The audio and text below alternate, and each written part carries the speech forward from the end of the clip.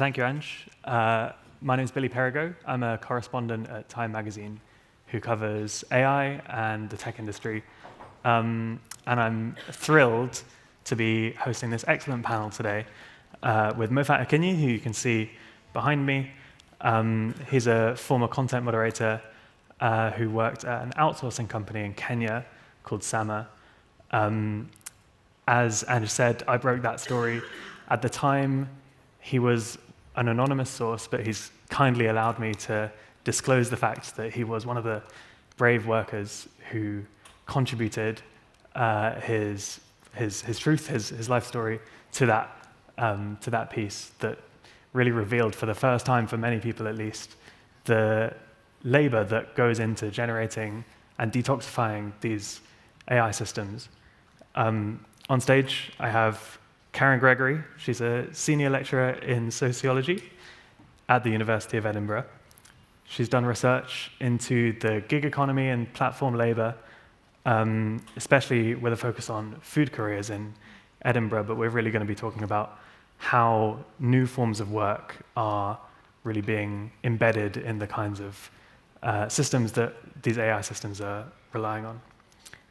And I also have Matt Buckley, who is an ethical AI researcher and a member of the United Tech and Allied Workers Union, which is a branch of the Communication Workers Union.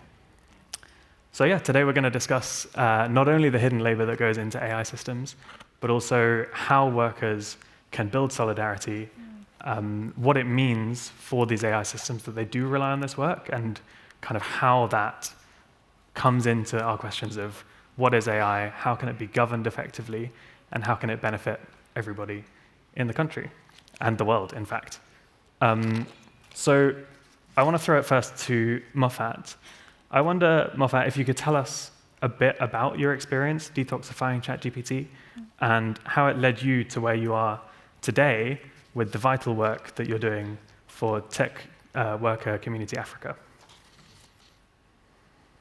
Okay, thank you, Billy, and hey, everyone. Hi, my audiences. So my name is Mophat Ochieng. I'm joining from Nairobi, Kenya. So I'm one of the Kenyans who worked at detoxify ChatGPT during its initial training stages. So we were just, I'm hearing echo from somewhere. We can hear you okay. Okay. So I'm one of the people who are detoxifying ChatGPT during its initial training stages, and we were just classifying text. Sorry, I don't know what's wrong, but every time I talk, I hear the same echo into my ears, and it's interfering with my speech. Okay, we'll give the tech team some time to sort that out. Maybe I'll throw it to Karen for now. Karen, you've studied the sociology of platform work for many years. I wonder if you could set it in context for us. How did this kind of work originate, and how did we get to where we are today? That's a great question, Billy. Thank you. Without turning the session into a sociology lecture hall, I think we can broadly say that we've arrived at a moment that has been evolving for several years, where the rise of the digital economy and platforms have actually come on the heels of trying to solve questions for work and workers.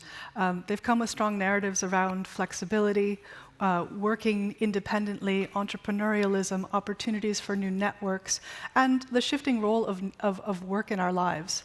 So platforms for many people globally have come on the heels of sounding like opportunities. Here's a new way to be your own boss. Here's a new way to make work for you. Unfortunately, the business models within some of these platforms, and again, you've mentioned that I work on on-demand food couriers, so I spend more time looking at the Ubers and Deliveroos and the ones that end up in the newspapers. Their business models have not necessarily seen the workers that do the work. There's a kind of core and periphery to these companies, so that messengers, for example, or on-demand couriers are not seen as employees. They're actually not legally employees for these companies. And that the business models that have come along with the platform economy, while they have had these incredible opportunities for people, they've also devalued certain forms of work. They've produced forms of work that are unprotected. And in my own research, I look at all the risks that people have kind of privatized and absorbed into their daily lives. The upshot of this is that people are are sort of left to their own devices with a lot of this work. It does become a kind of global gig economy that we're now looking at, where people are trying to do pickup work, often without regulation, without protection, and without much social support. Although we'll talk later about how workers are kind of turning to each other, not only to learn how to do this work, but how to stay safe at work, as well as to organize. And Matt, so you work in the more kind of, I guess you could call it professionalized side of the industry, but I wonder if you could talk about how some of those workplace practices that we've seen kind of pioneered in the gig economy have found their way into the kinds of work that you're more familiar with. Mm-hmm. I mean, there's been a long history in the tech industry of relatively high-paid workers and relatively good treatment on the public face of it. But it's important to remember that there is a reason that that happens, and often it is to take advantage of workers and to ensure that as much value is extracted from their labor as possible. And the importance of solidarity with gig economy workers and workers throughout the tech industry is so important. It's the reason that we were established as a union, because there was a recognition of the fact that there is much more in common with workers across the tech industry, whether or not they work in developer roles, whether or not they work in service roles, whatever those roles are. And there are various levels of pay, there are various working conditions, but the reality is there's far more in common amongst those workers than there is that separates them. And so it is a common struggle to organize. I think that's why lots of people were very interested to learn that people in Kenya, like Mophat here, contributed such a vital role to the creation of ChatGPT, which obviously was a blowout success for its creators, OpenAI. But for people like Mophat, it didn't necessarily translate either into prestige or mental well-being or economic well-being.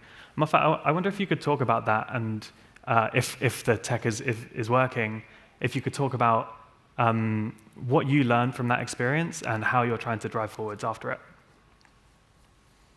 Okay, thank you, Billy. So from my work into filtering sensitive content from ChatGPT, I learned that so many things are really happening behind training these kind of models. First of all, I realized that the data that is used to train these models are taken from some websites without those people's knowledge. So it's like if you are an author of some kind of articles, your article is outside there on the website, and then someone just pull a very huge volumes of them and then use them to train these data. And then at the end of the day, these models, again, they some kind of compete with your work which you do, so that people nowadays prefer to get information generated from this kind of models. And then also from my experience, I realized that people are being exploited to train such kind of models, because even the working conditions were very poor. We never got the support that we needed to do that job, some kind of psychological support. So we were only given some kind of wellness coaches to support us, of which they were not really helpful, because for such kind of automatizing work, we needed some psychiatrists. So all this injustice happening to train language models like ChatGPT, it's not fair to people, and it's not also fair to people that they depend on their data to train these kind of models. And it's part of a kind of wider trend that we're seeing. I mean, this work to detoxify ChatGPT was done by a firm that also carried out content moderation for Facebook, which I'm sure many of you know is the deeply mentally scarring and traumatizing task of going through all of the bad stuff that's uploaded onto these social media platforms, and with the help of AI tools, taking them down before average humans see them.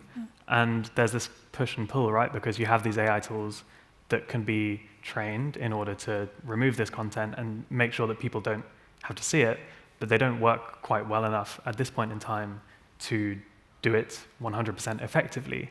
So they need humans to kind of make up the bulk of the remaining work, which in an economy where you're trying to reduce overheads and kind of make sure that your business is as profitable and scalable as possible, often means exporting that kind of work to third countries, to the developing world. When it comes to worker solidarity, Matt, I wonder if you could talk about the difficulties because this is all tech work, right? But it's very different kinds of communities doing this work. It might not be the kind of work that a developer who, say, works for Facebook in their shiny office in London might feel solidarity with somebody on the ground in Nairobi. I wonder if you could talk about the difficulties of building solidarity between those communities and whether you see that as desirable, as possible, or whether there are different forms of organizing that you've been through. Yeah, I mean, the biggest thing, I think, is that you can't force organizing. You can't go into a company as a union or any other organization and tell workers what to do, and you shouldn't, because it should always be led by people from below. And that is the practice that we've had. We provide training and support and resources to workers who want to organize, but it has to come from below. And what we often find is that tech workers in the UK are generally not paid as well as it may seem from the six-figure salaries that you see in Silicon Valley. But generally, you do have workers that earn a decent amount of money. And with those workers, what we find is that what becomes really important is social issues. The recent war in Gaza, for example, has been a massive rallying cry for a lot of workers who really care about these issues and care about other workers. There's been massive protests at Google, for example, against the work that they've been doing with the Israeli military. Yeah. And that has all been led by people at Google who are very aware of their own privilege. They're aware of the fact that they, benefit from the exploitation of workers elsewhere in the supply chain, and they're willing to do what it takes to improve equity across the entirety of the industry. Of course, we do have many exploited and poorly paid workers as members, and with them, it's the same kind of fight. Can I just add there that one of the things that, with the advent of the platform economy and gig economy, people thought that those workers would not be organizable. And in some ways, the left to your own devices economy, pick up work when you want, work as your own boss, you're the entrepreneur of your own life. While that works for some people, it doesn't work for a lot of people. And actually what we found over the last 5-10 years is that people turn to one another in back channels. There's an entire world of digital platforms that workers now use in order to learn how to do their jobs. I'm sure the same is happening with content moderators. How do I stay safe at work? What is this job? What am I doing? How are you doing the job? And so inadvertently, while the gig economy was initially thought of as being quite atomizing for workers, it produced this hidden back channel to work. We probably all have them ourselves, right? You're on a Slack, you're on a WhatsApp, you're chatting somewhere. Well, for gig workers, where safety regulations, health and safety, some of the core protections that workers have fought for, where those things are absent, workers really have no other choice but to turn to one another. And in that has been the seeds of very deep solidarities. That doesn't necessarily always mean they end up going to work for, going to work for a trade union or organizing formally, but there's a tremendous amount of mutual aid here, a tremendous amount of actually, I think sometimes to the consternation of trade unions, workers in these fields simply want work to work, and it doesn't. And they are the experts of these systems. They know precisely where they're failing. If you talk to a delivery rider in Edinburgh, he can tell you or she can tell you where every pothole is in the city. But there's no voice mechanism there from the WhatsApp or the Slack channel to regulation. There's no channel for workers' voices to flow up to say, hey, this may be working in your company, but this isn't. And I think we overlook that worker as ethnographer, that worker as expert, really to our detriment. Many of the workers that I've done research with absolutely want to do what they're doing. They just simply don't want to be killed on a bicycle while it's happening. And I think that's a relatively fair thing to ask from the state of work, specifically when we look back historically and understand that we've fought for protections. If delivery riders or AI moderators are considered legally employees, they stand to benefit from a number of historical protections. So again, kind of reconsidering those business models, yes, they did something in this world of flexible work, but they kind of inadvertently have brought the history of work right back to the foreground. So how we go forward in this moment, especially around thinking around AI, I think is absolutely the question of our time. I see plenty of similarities between the gig work on the streets of delivering food that you're talking about and the work of AI moderation, but there are significant breaks as well, right? Absolutely, absolutely. Mophat, I mean, the work that you were doing, in some senses, was effectively trying to automate yourself out of a job, right? Because you're building this classifier, labeling a lot of toxic content that then teaches the AI to do that labeling for you. How did you and your colleagues think about that? Was that something that you were aware of while you were doing the work? And now that you are no longer employed doing that work, how are you thinking about the tension between, on the one hand, this work being horrible and in many cases traumatizing, and also it being your lifeline, but also by doing it, kind of reducing your ability to do it in the future because you're teaching a computer to do that work? Teaching a computer, it's people think that it's a cool thing that pays well, and people do think it's a cool job. But how it's done here in Africa, it's quite alarming because, for example, content moderation job, it's not something that someone can really opt into. But for our case, we were lured into it. By this, I mean we were not told. They didn't define what content moderation is before we did it. And then they also didn't tell us the effects of the work that you are about to do. So during training session, they gave us some kind of promises that, if you work on this kind of a project, you will be given some kind of stipend of 100 USD, which was a bonus to the people you are working with. And then most of these companies, when they bring this work to Africa, they don't want to identify themselves. For example, by the time we were working on such kind of content, we didn't know that it's work from OpenAI. So there are so many fishy things happening while doing this work. But again, content moderation work is very, very, very crucial because without content moderation, then we can't have any social media platform. We can't have any language model. You can imagine of the ChatGPT that can generate an easy way of maybe to kill yourself. So content moderators are very important, and we just need the support that is needed to do this kind of work. You have to be prepared psychologically that you are going to do content moderation, and these are the effects, and these are the supports you need to do this kind of work.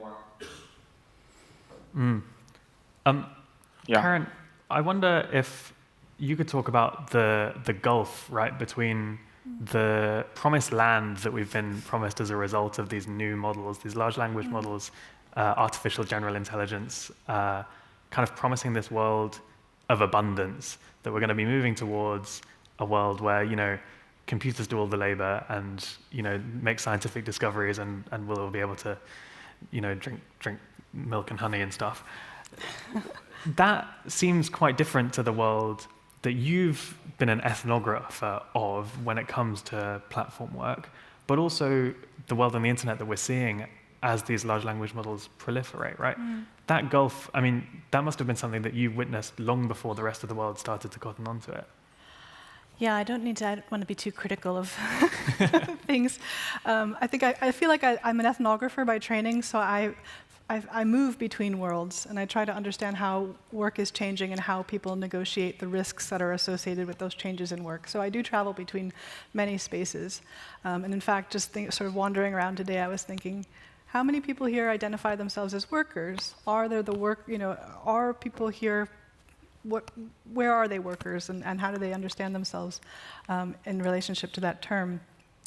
But I think just because Mophat is here and the nature of the conversation we're having, one of the things the gulf that we're talking about is now a global digital divide. And we understand those terms around digital divides often in terms of access to education, access to information, access to skills. But when shifts in work in one part of the world are going through a restructuring, like what we have with AI at the moment. If you listen to the last panel, which I thought was quite interesting and tempered, there will be no AI revolution without workers embracing it, without this embedding into people's workflows, without it working. One of our previous speakers mentioned a kind of automation of email into infinity. What's the point of that, right? If we don't get this right with workers, we don't get it. But that great restructuring that's being promised to us in this part of the world requires the mobilization of workers in other parts of the world. And that's precisely what this outsourcing economy has been. There is no AI without the outsourcing of the data labeling, the data cleaning, without the content moderation. And those two things have to go kind of to the revolution together, I suppose, to the world of abundance together. And at least when we have the framing around work, there's no reason they can't. In some ways, workers like Mophat, who've experienced tremendously exploitative conditions, and I would encourage you all to read Billy's article and other interviews that Mophat has done. This is some of the most psychologically traumatizing work that you can do. Sarah Roberts also has a really wonderful book on content moderation. People make the digital economy possible for us in other parts of the world.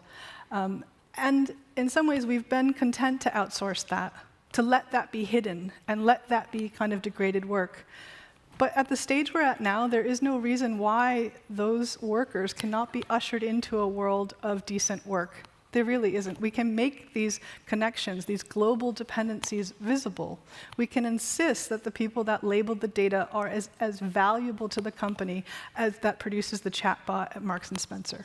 We will make a choice to do that, or we make a choice not to. And I think really we are at a sort of turning point, because I also have a worker, kind of trade worker sensibility, that what I hear in these rooms happening needs to work for workers. This is the next big economic boom. And so if we don't get this right, we fail as well. So I think we're at a crossroads. We choose decent work for all of us, or we don't get it right. In some ways, it's a bit of a multi-actor problem, right? Because the very reason that these companies do often outsource a lot of the dirtiest work, not to endorse that term, but the most traumatizing work to other countries is not only because it's out of sight, out of mind, but also because of the difficulty in organizing across borders. Matt, I wonder if you, have thought about, you clearly have thought a lot about the levers that workers have available to them to claim some of that power back, right? But in Silicon Valley, one of the most popular forms of getting workers all on the same page actually isn't cooperatives or unions, it's equity, and giving workers, highly paid already workers, a stake in that company so that if the company grows in the market, they get a big payout. That's not something that we see for either lower paid workers in places like the UK, but also people like Mophat in Kenya who have been outsourced for a kind of hourly or daily wage. Is that, how can we think about those different levers that are available to us? So I think the first thing about this kind of equity arrangements that we often see with big tech companies is to remember that that's not worker directed. Yeah. The people who are deciding how many shares people get when they get vested and how much they're worth to a degree are executives. It's the people at the top. It's the people who already have a stake in the company, and they are looking to extract more value from their workforce by giving them more pay and being able to attract better workers, is what they'd say. So it's not a form of worker control in the same way that cooperatives and other types of organizations are. And any kind of, that when we talk about, bottom-up organizing and members being directed to self-directing how that works within their organization, it's because it goes back to what Karen said about workers being experts and workers understanding the industry. It's when we're talking about things like AI risk, it's bizarre to me that we go to executives and salespeople first rather than the people who understand the technology and have actually gone and built it. And I think that's really reflected also in the way that we treat workers across the world. We've taken many big steps in collaborating with other unions around the world, particularly at big tech companies. And we need to recognize, I think, some of the intrinsic issues that lie at the heart of that inequality across borders. The fact is, colonialism isn't dead. The attitudes that led to empire are the same attitudes that we see today in the exploitation of workers in the global south, because there's just this assumption that naturally workers there must have worse working conditions. They must be paid less. It must be less safe, because that's just how progress works. That's not the case. That's a choice. our responsibility, as workers in the global north and places like the UK, is not only to better our own conditions, but to show solidarity throughout the supply chain. So, Mophat, your former employer, SAMA, cast its work as being kind of helping lift people out of poverty in Kenya by giving a kind of a living wage, etc. I know we've had many private conversations about this, but I wonder what your reaction to that is and to what Matt's just said. Okay, I want to say that that's a marketing PR that companies like SAMA use to gain more business from the US. Because first of all, you can't say someone who's just from Form 4, you can't profile that person to be poor, because that's someone who's still making his or her life. So if you're employing people who are just from Form 4, from high school, and you profile them that they are poor and they've not even gone to college to make up their life, then that's a lie. So saying that this work is to pull people from poverty, it's a lie. And then another thing that's happening that they focus on people who are from informal settlement, people who don't know their labor rights, people who don't know their minimum wage, how it should look, people who don't know even their so many things about work. So when they target such kind of population and then they train them and they take their data and take to the US and say that, hey, guys, we've trained, for example, 1,000 Kenyans, and if you give us this job, then we're gonna help them move on with their life. So saying that the work is to pull people from poverty, it's just a marketing PR. And also, I want to say here in Kenya, people try to say that these guys that you are saying are not being paid well, they are not complaining, they are well, at least they have job. But those people are not happy with what they get at the end of the day, because we are trying to look at, for example, when we train ChatGPT, we were paid $0.75 per hour. And let's now look at the value of ChatGPT now, the number it has, the subscribers. And then let's also look at the effect it had on the few Kenyans who are training it. People like myself had to lose their families because of the effects of the work. Some of my friends are now living a very bad life, and people are celebrating ChatGPT. So let's not focus on the little money we give these people. Let's talk about, is the work they're doing, is it dignified? If they are paying dignified, is it fair? Is it helping them to make progress in their lives? So we should have a 360 view of the kind of work we are doing and the peer that's going outside there. You've started a community since leaving SAMA called Tech Worker Community Africa. I wonder if you could talk a bit about that and about what your motivations are and what you hope it could achieve. What motivated me to start Tech Worker Community Africa was how things were happening in SAMA, when it comes to employment, what was the employment process? For example, if you want to go to content moderation, you don't have knowledge of the work you are going to do. You don't know the effects of that work. And then there is no mental support in SAMA.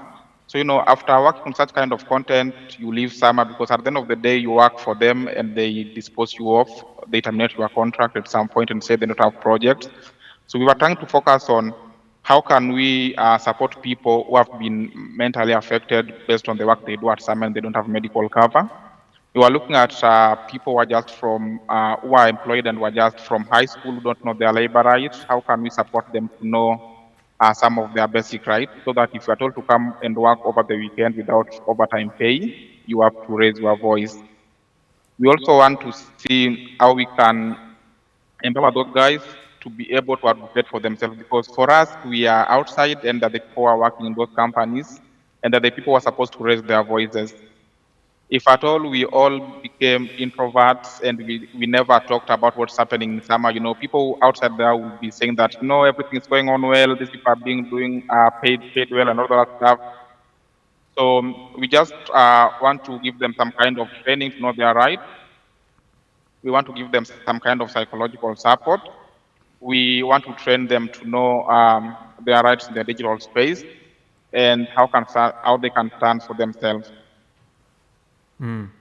Karen, I see you furiously making notes. Does that sound familiar based on the kinds of work that you've obviously studied for years. Absolutely. And as I said earlier, these kind of business models inadvertently set the seeds for people to talk about how this could be done better and more fairly and sustainably, and so that people can actually build lives and livelihoods around this kind of work. And it just reminds me also of choices that some data companies are making to invest in workers, to build in training. By the nature of the job, there is a kind of opening into upskilling. People want to know how the company works. They want to know how the tech works.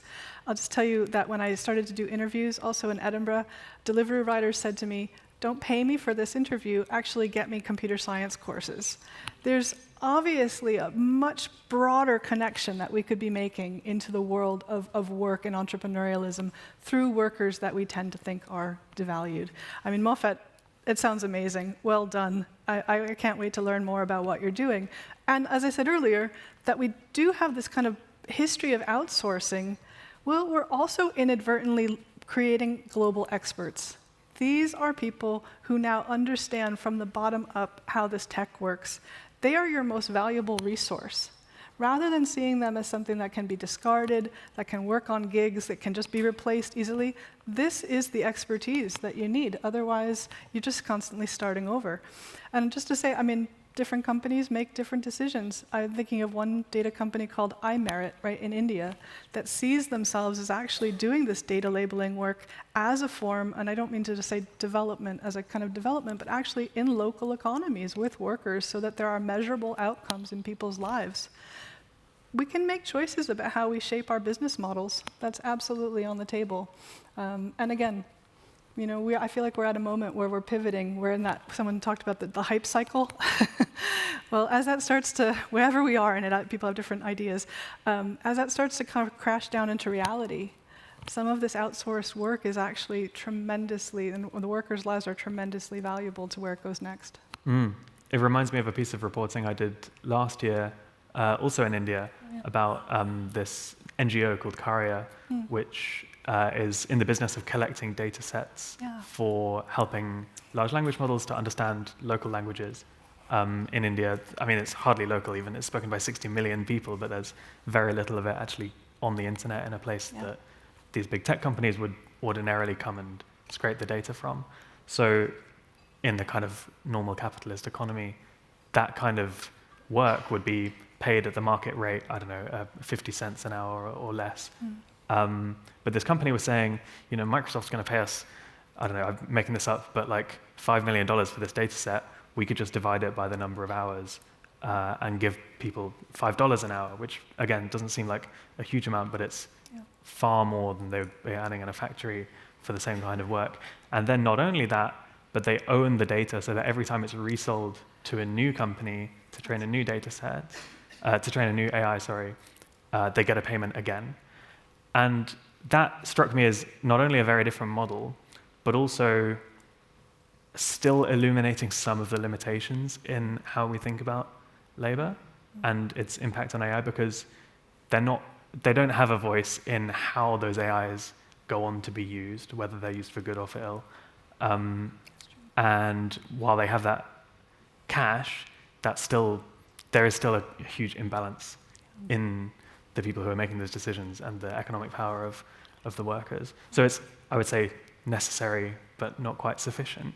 But it still illuminates the real gulf between that kind of positive model and some of the stuff that we see as more common in the industry. I want to open the floor to a Q&A. We have about 15 minutes left.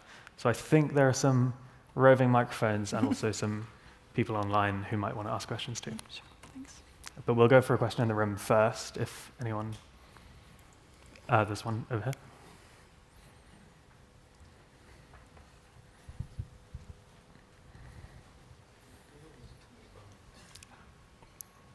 Oh, hi. I think somebody... I'll just shout. Somebody put this on Slido as well, a version of the same question. I think it's quite important. So you talked about hidden labour. Can you just say a bit more, any of you, all of you, about who's actually doing the hiding? So is this just something that we don't know enough about, or is this people in power trying to keep this secret? So I can answer that as a journalist who's covered it. Mophat, I believe, correct me if I'm wrong, had to sign an NDA about his work at Summer. The company itself, the outsourcing company itself, wasn't at liberty to disclose the name of its client, which in that case was OpenAI, and it was only through talking directly to the workers and seeing some of the documents involved that we could really point to a business relationship being there. So in that case, it very much was hidden, yes. I don't know if you have anything to add. I think it's also structural. That crowdsourcing work is often broken out. The microtasking is broken off into small tasks that happen in people's homes. They can happen in dispersed locations. While certain people may be geographically located, the idea behind something like Amazon Turk is that you pick it up as you go, right? You can do it from wherever. So the idea there is that there's a structure in that kind of crowdsourcing work that is hidden. In fact, I have a wonderful colleague in Newcastle who goes around and tries to see where people do crowdsourcing work, and he ends up in, oftentimes, women's bedrooms. And he photographs their computers because they have their child next to them and they're working at home. So there's something in the work itself about where it happens, when it can happen, that tends to kind of go back into those hidden abodes really easily. Yeah, and just to add to that, in terms of intent, it is absolutely intentional. The kind of corporate structures that we see with these outsourcing companies are very deliberate and very designed to obfuscate. But also on the crowdsourcing point, I think it's important to recognize the concept of users as workers and the fact that selling data and using user data to train AI is giving value back. And whilst we can talk about whether or not that's ethical and kind of the relationships that happen there, we should also recognize that it is work. You're doing labor and there is value that is extracted from that. Mophat, did you have anything to add on that question? Okay, let me just say that it's a collective responsibility by outsourcing company and the client, because at the end of the day, if you are the owner of that work and you want to give it out, you have to know that it's going to be done by people, and it's your responsibility to know which people are going to do this work. So if you outsource any work and you don't take an initiative to know those who are going to do it, it means you are the one who is hiding. And also, while negotiating rates, we have a minimum rate that such kind of work should be paid in the US, and we have rates for countries like Kenya. So if you are giving out work and you negotiate a rate of maybe $12 per hour, it means you know at the back of your mind that this work can't be done in the US. It's going to be done somewhere in the global south. So the outsourcing companies and the client, they have collective responsibilities of hiding this kind of labor. Mm-hmm. So one of the top upvoted comments on the machine technology that I've been given is, how is AI facilitated exploitation of low-wage workers new or different compared to, say, exploitation in the mining, manufacturing, and domestic work sector? Maybe that's one for Karen? Sure, we can all take it. Again, try not to turn this into a sociology seminar. I think old and new. Nothing is entirely new, right? Shifts in technology and shifts in work bring in old inequalities, and they bring with them new inequalities, and they do that in sometimes compounding what is old and new. I probably won't get through mining, manufacturing, and domestic work, but it does remind me, I think we are in a moment where a lot of the hidden work of AI does look like care work. It looks like maintenance work, curation work, stewarding work, and while we, probably this group of people, can see a distinct value in that curatorial labor, right? You don't want to just send your kid off to anybody, hopefully. There's a value in someone being able to take very good care. Historically, we undervalue that, but there's a value in that. That there are analogies here to how we treat domestic workers, right? So that they're needed, they're invisible, they have no voice, it's hard to organize, they're atomized in people's homes, but actually the work that they're doing is absolutely fundamental to reproducing human lives. So I'll leave it there. Maybe you want to talk about mining and manufacturing, but to be honest, I don't really have much more to add to that. But I'd just say that I think one of the aspects that is new is just how we see it as the public and how we see it as workers in other industries and as workers, not working in that industry, in that workplace directly, which is that tech too often is seen as cushy. even when you're working in the kind of conditions that members of the Content Moderators Union do, there's a tendency to see, well, if you're sitting at a computer all day, how bad can it be? Yeah. And actually, as soon as you start talking to these people, these workers, you realize just how awful and traumatic it can really be. Absolutely. My reflexive answer to that question is to think, Mophat, about how the government of Kenya has kind of opened its arms wide to welcome a lot of what they call this business process outsourcing economy, which involves content moderation and involves many other types of digital labor into the country. And some of the difficulties that you've had advocating to the government about the need for this work to have guardrails. I wonder if you could talk a bit about that.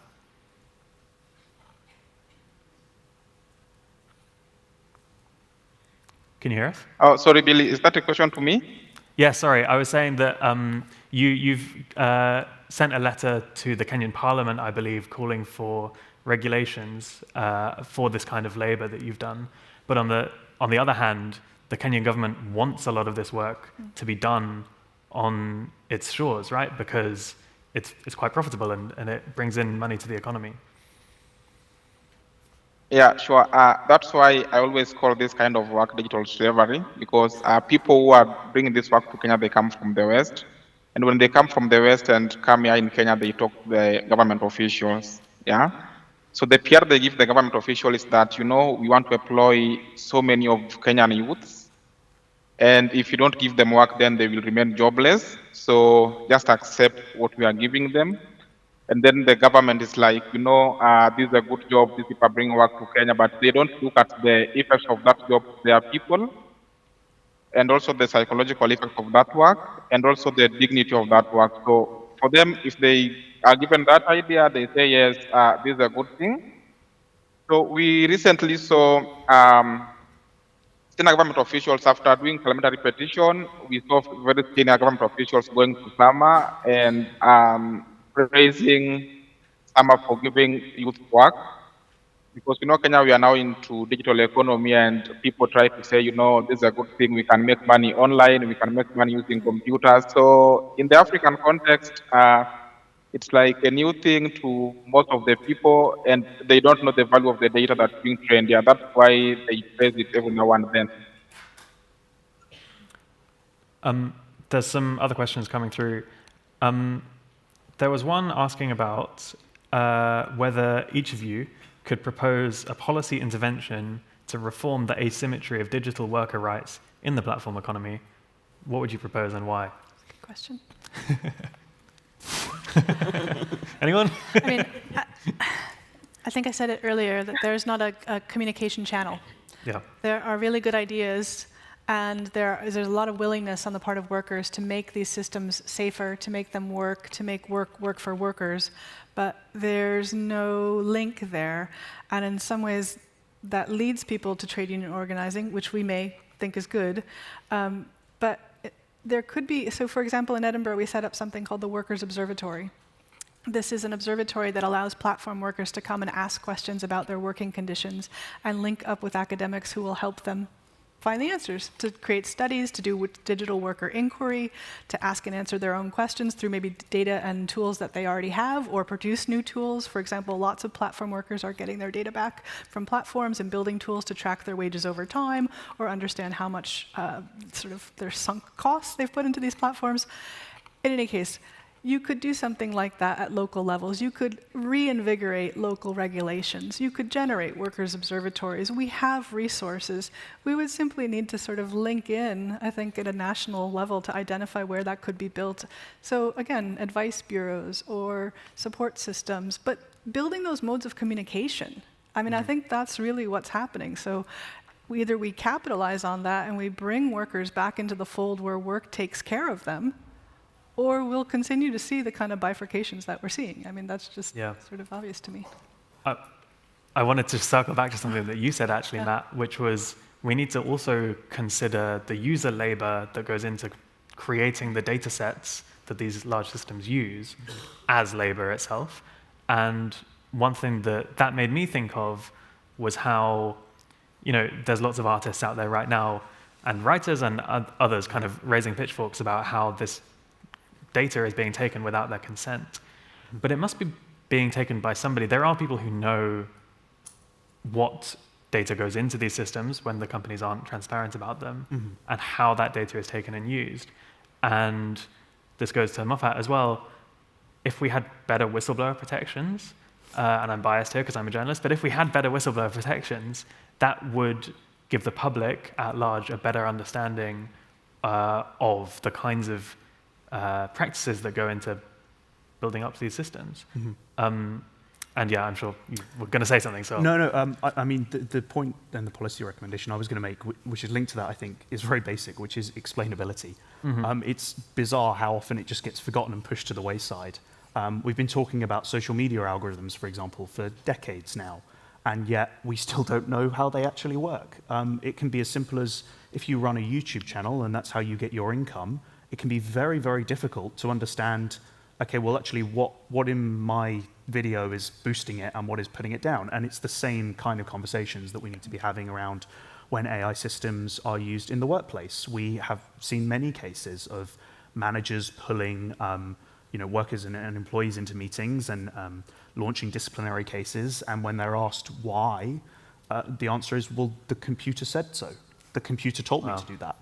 And how is a worker, how is an employee meant to justify themselves and defend themselves against those accusations if even their manager doesn't understand what the actual accusation is? The legislation is really, really lacking in this area. There's a basic understanding that if you're going to face consequences from management, you should be able to, have a two-way communication. But when it comes to algorithmic management, we don't have that expectation, and it needs to be the same. Yeah. How about you, Mophat? Any policy suggestions? Okay, for me, first, I would say it's good for the governments of the Europe to first manage their own people. So, for instance, we have companies in the US, in San Francisco, that exploit Kenyans or people from the global south. So I would say the government should first hold them accountable by them being transparent to the government and tell the government that, we are working on this kind of project. We need such kind of data, and this data is going to come from point A or B. And when we have this data, it's going to be trained in such a country. And then the government should be able to question them. How much are you going to spend to train this kind of tool? So we've seen in many cases when laws are made in the European Parliament, but it's only protecting their own people, their own countries, but forgetting where this work is really being done. So that should be looked into.